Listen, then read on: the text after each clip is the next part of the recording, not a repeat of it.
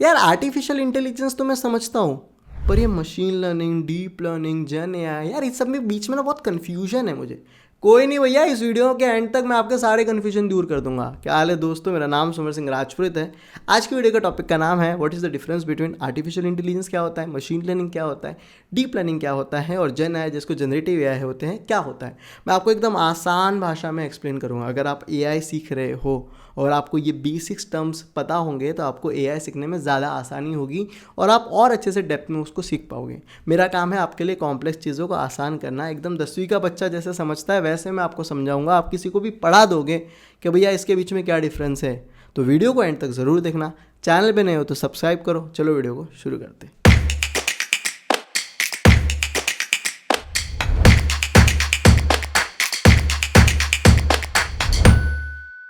तो चलो शुरू करते हैं। आज हम समझेंगे artificial intelligence, machine learning, statistical deep learning, gen AI. अभी आपके सामने ये डायग्राम बहुत कॉम्प्लेक्स दिख रहा है और आपको ये डायग्राम को समझने की कोई ज़रूरत नहीं है। हम एक एक करके चीज़ों को समझेंगे। At the end of the video आप हर चीज़ का प्रॉपर डिफरेंस बता पाओगे और आप कॉन्फिडेंटली आसान भाषा में समझ पाओगे।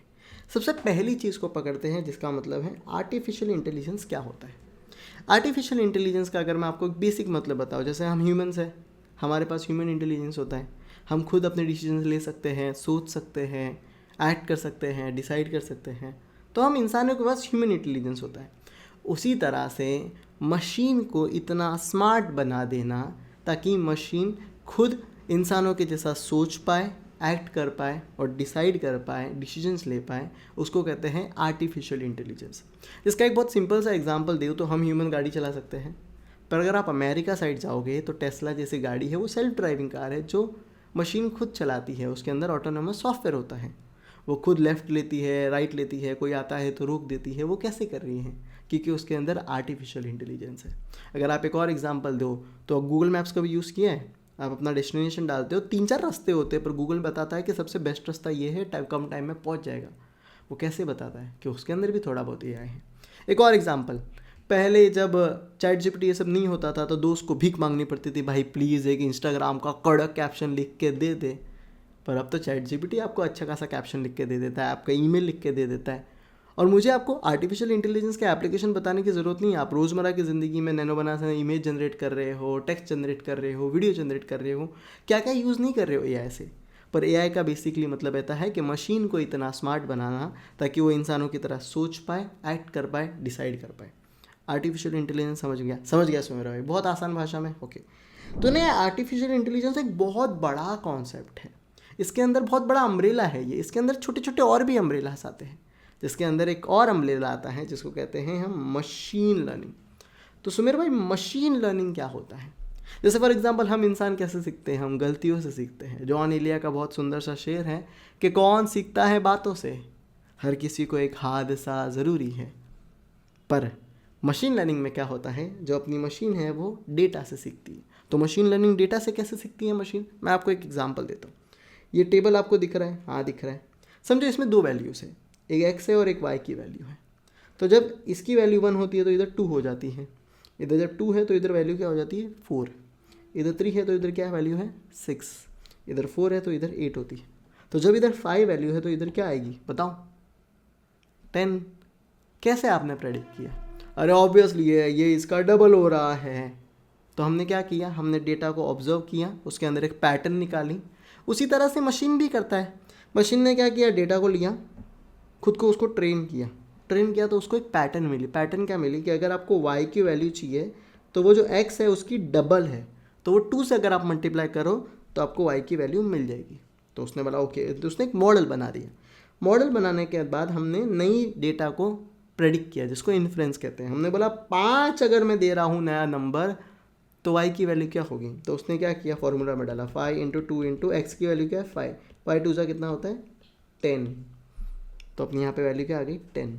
तो उसने क्या किया? पहले डेटा को लिया, खुद को ट्रेन किया, एक मॉडल बनाया। मॉडल बनाने के बाद नए डेटा को प्रेडिक्ट किया। आप मेरी बात समझ रहे हो?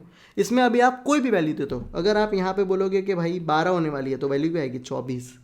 Obviously double. तो उसने खुद का एक मॉडल बनाया। इतना समझा? तो उसी तरह से मशीन क्या करता है? खुद को ट्रेन करता है डेटा से। उसी तरह से अगर एक एग्जांपल और दूँ कि फॉर एग्जांपल आपने ईमेल्स दे दिए इसको 10,000, और 10,000 ईमेल्स में बताया कि कौन से स्पैम है और कौन से नहीं है, तो उसने खुद को ट्रेन किया, खुद का मॉडल बना देता है। उसके बाद आपको एक नया ईमेल डालोगे तो ये खास करके प्रेडिक्ट कर ही लेता है कि स्पैम है कि नहीं है। तो ये डेटा से बहुत पढ़ता है और उसके बाद पैटर्न बनाता है और डिसाइड करता है। और एग्जांपल मैं आपको दूँ, कभी कभी इंस्टाग्राम पे बैठे हो, रील देख रहे हो, हाँ रील देखते, आपने पता 3-4 कॉमेडी रील देख ली, हाँ देखी, उसके बाद ये कॉमेडी रील ही दिखाते रहता है अपने को और 1.5-2 घंटा वेस्ट हो जाता है अपना। क्यों? क्योंकि आपने मशीन को डेटा दिया कि मुझे कॉमेडी पसंद है, तो वो उसने अपने मॉडल में बनाया और फिर आपको वही दिखा रहा है। वो चाहता है कि आप उनके प्लेटफॉर्म पे ज़्यादा टाइम रुको। तो ऐसे बहुत सारे एग्जांपल, एक और मैं आपको एग्जांपल देता था। आपके सामने एक और डेटा है, वो है क्रेडिट कार्ड ट्रांजैक्शन का। अगर आप देखोगे तो IRCTC की बुकिंग इंडिया का है, ये 1,200 रुपये दिल्ली से, चलो नहीं फ्रॉड नहीं है। फ्लिपकार्ट 13,000 मुंबई से, फ्रॉड नहीं। पर ये चाइनीज़ भेल सेंटर 45,000 का दुबई से, अबे 45,000 की कौन चाइनीज़ भेल खा रहा है भाई? तो ये फ्रॉड है। तो ऐसे बहुत सारा मैंने उसको डेटा दिया, उसमें ये खुद को ट्रेन करता है और फिर अगर कोई अननोन थोड़ा सा फ्रॉड जैसा आता है तो ये बताता है कि ये फ्रॉड ट्रांजैक्शन है। अब मेरी बात समझे, बहुत सारे एग्जांपल है, नेटफ्लिक्स रिकमेंडेशंस है, आप देख सकते हो, स्पैम डिटेक्शन है, क्रेडिट कार्ड है। पर मशीन डेटा से सीखता है, मैंने आपके सामने पूरा मॉडल बना के दिखाया है। मशीन लर्निंग समझा? ओके, अब आगे बढ़ते हैं। मशीन लर्निंग के साथ साथ मशीन लर्निंग के 2 टाइप होते हैं। एक होता है स्टैटिस्टिकल मशीन लर्निंग, दूसरा होता है deep learning. Statistical machine learning कैसा है भाई? अपना थोड़ा सा बेसिक वाला है। मतलब अगर आपके पास स्ट्रक्चर डेटा, स्ट्रक्चर जैसे एक्सेल में डेटा है, फॉर्मेटेड डेटा होता है ना, वहाँ हम स्टैटिस्टिकल मशीन लर्निंग यूज़ करते हैं। स्ट्रक्चर डेटा है, लो डेटा है, तो वहाँ हम क्या यूज़ करते हैं? Statistical machine learning. पर अगर डेटा स्ट्रक्चर में नहीं है, एकदम कचरे सा कुछ भी भरा हुआ है, आप समझ, बहुत सारा डेटा है और उसमें पैटर्न निकालनी है, उसमें से वैल्यू निकालनी है, तो वहाँ भाई डीप लर्निंग की ज़रूरत पड़ती है। इसका एग्जांपल देता हूँ, एक्सेल का डेटा तो आप पढ़ के पैटर्न निकाल देते हो, पर अगर मैंने आपको एक इमेज दे दी तो इमेज में क्या पड़ेगा भाई? आप समझ रहे हो? तो ये इमेज को छोटे छोटे पिक्सल में डिवाइड करता है, फिर उसके अंदर उसके कान निकाला, नाक निकाला, मुंह निकाला, उसको ऑब्जेक्ट बनाया, फिर वो इमेज रिकॉग्नाइज करता है कि ये कुत्ता है, ये डॉग है, ये कैट है। आपने गूगल फोटोज़ यूज़ किए भाई? गूगल फोटोज़ में आपकी फ़ोटो अलग होता है, आपके फैमिली मेम्बर्स की अलग होती है, दोस्तों की अलग होती है, भाई डीप लर्निंग यूज़ हो रहा है। आप समझ रहे हो? तब वो अच्छे से इमेज को रिकॉग्नाइज कर पा रहा है कौन कौन है, वरना मशीन को क्या पता कौन कौन है? डीप लर्निंग यूज़ होता है। आप उसको ऑडियो दे देते हो, बोलते हो भैया ट्रांसक्रिप्ट कर, समझ। आपने एलेक्सा को बोल दिया एलेक्सा ऐसा करो, तो वो आपकी भाषा को समझ के उसको ट्रांसलेट करके, ये जो प्रोसेस है बहुत हाईफाई प्रोसेसिंग होती है मेरे भाई, वीडियो को समझ जाता है, ट्रांसलेट कर देता है। यहाँ सब डीप लर्निंग की ज़रूरत होती है। डीप लर्निंग कब आता है? जब अनस्ट्रक्चर डेटा है और डेटा ह्यूज और कॉम्प्लेक्स है, वहाँ पे क्या लगता है? वहाँ पे डीप लर्निंग लगता है। अब मेरी बात समझे, डीप लर्निंग में और स्टैटिस्टिकल मशीन लर्निंग में कौन से मॉडल यूज़ होते हैं, कौन से एल्गोरिथम आप देख सकते हो, मैं बताता हूँ। जैसे इधर लीनियर रिग्रेशन यूज़ करता है बेसिक वाला, अगर स्टैटिस्टिकल यूज़ कर रहे हो, XGBoost यूज़ करता है, रैंडम फॉरेस्ट यूज़ करता है। Deep learning neural network use करता है। न्यूरल नेटवर्क जैसे अपने ब्रेन है ना, क्या करता है? बड़े डेटा को छोटे छोटे न्यूरॉन्स में डिवाइड करता है, फिर उसको मर्ज करके लॉजिक बनाता है। उसी तरह से न्यूरल नेटवर्क भी काम करता है। इसका एक और कॉन्वोल्यूशन न्यूरल नेटवर्क है। एक और फंडा है जिसको कहते हैं ट्रांसफॉर्मर। तो ये कुछ एल्गोरिथम्स है, अभी आपने को समझने की ज़रूरत नहीं है, मॉडल को समझने की ज़रूरत नहीं है, पर आपको मशीन लर्निंग समझ में आ गया, डीप लर्निंग समझ में आ गया, तो बहुत अच्छी बात है। अब आगे बढ़ते हैं, डीप लर्निंग को थोड़ा और समझते हैं। डीप लर्निंग के बहुत सारे एग्जाम्पल्स हैं।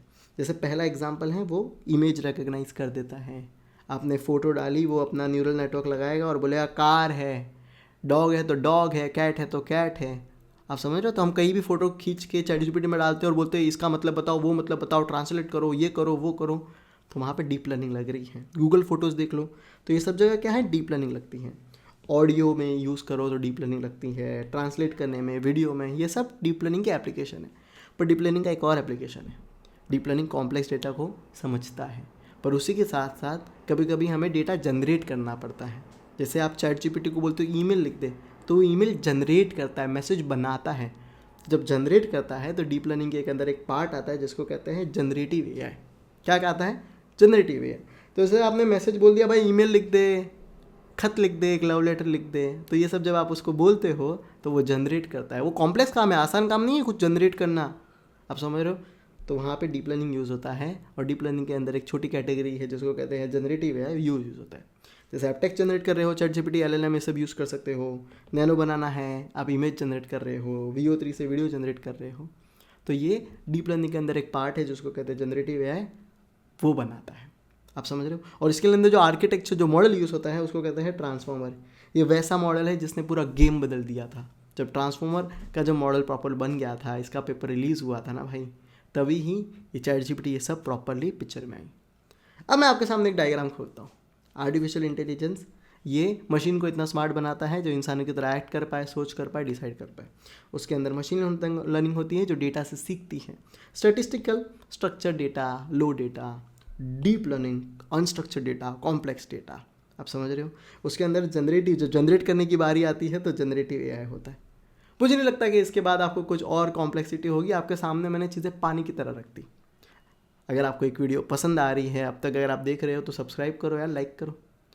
मुझे ये भी बताओ कि अगला AI का कौन सा कॉन्सेप्ट है जो आप आसान भाषा में सीखना चाहते हो, ताकि मैं वो भी वीडियो लाऊं। तो कमेंट में ज़रूर बताना कि आपको वीडियो कैसी लगी।